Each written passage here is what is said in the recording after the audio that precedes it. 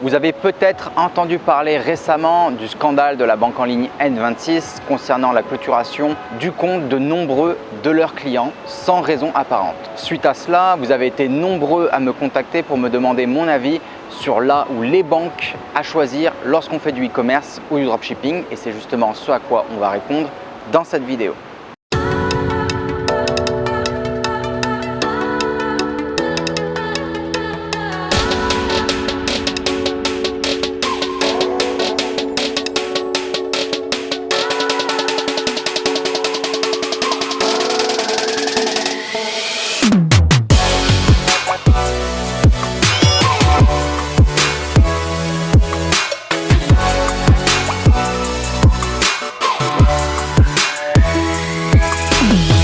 Si tu es nouveau sur cette chaîne, n'hésite pas à t'abonner dès maintenant pour ne louper aucune de mes nouvelles vidéos. Merci aussi de me laisser un gros pouce bleu, cela me permet de savoir quel type de contenu t'intéresse et de créer encore plus de vidéos et de tutos sur cette chaîne. Et bien sûr, si tu as des questions, n'hésite pas à les poser dans les commentaires, je me ferai un plaisir d'y répondre par écrit ou même par le biais d'une vidéo. Pour rappel, le scandale de la banque N26 s'est produit suite à la fermeture de nombreux comptes de leurs clients sans raison apparente. Apparemment, des bruits courent comme quoi la banque pourrait faire faillite.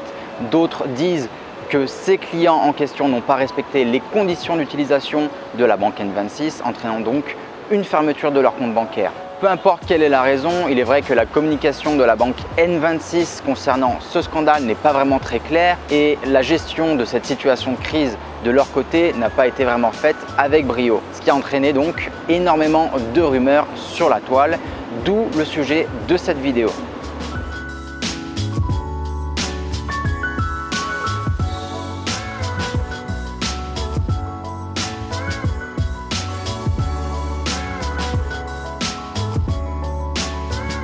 La question qui tue, c'est donc quelle banque choisir lorsqu'on fait du e-commerce ou du dropshipping. Or, ma réponse va peut-être vous décevoir, mais il n'existe pas une banque parfaite pour le business en ligne. Or, au lieu de choisir une banque, on va plus choisir un banquier.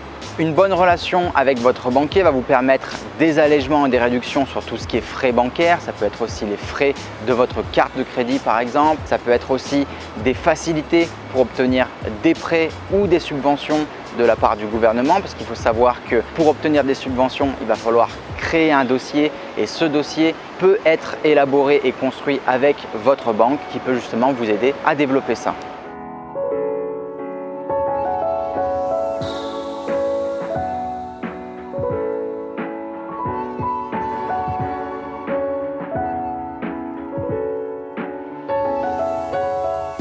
Donc, comment bien choisir votre banquier? Deux solutions. La première, c'est de vous faire recommander un banquier par un ami. Et la deuxième solution, c'est de toujours mettre votre banquier en concurrence avec un autre banquier.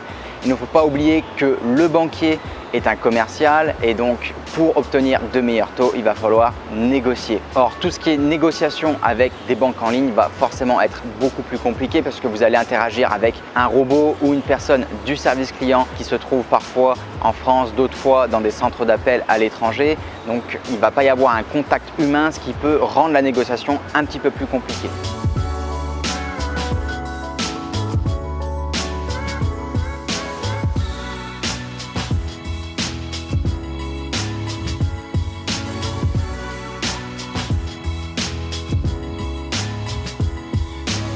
Pour conclure cette vidéo, un petit récapitulatif rapide des points qu'on a vus dans cette vidéo. Donc en premier, ne jamais choisir votre banque en fonction de son nom ou de l'institut, mais plutôt choisir votre banquier.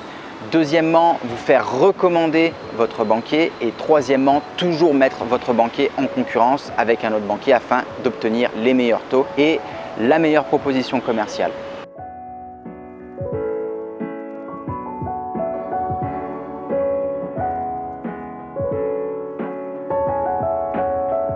C'est tout pour cette vidéo. On se retrouve la semaine prochaine pour un nouvel épisode sur le e-commerce. En attendant, je vous invite à me donner un petit pouce bleu et à vous abonner à ma chaîne si ce n'est pas déjà fait afin de rester au courant de l'actualité e-commerce et du business en ligne. Je vous dis à très bientôt et bon business à tous. Ciao, ciao.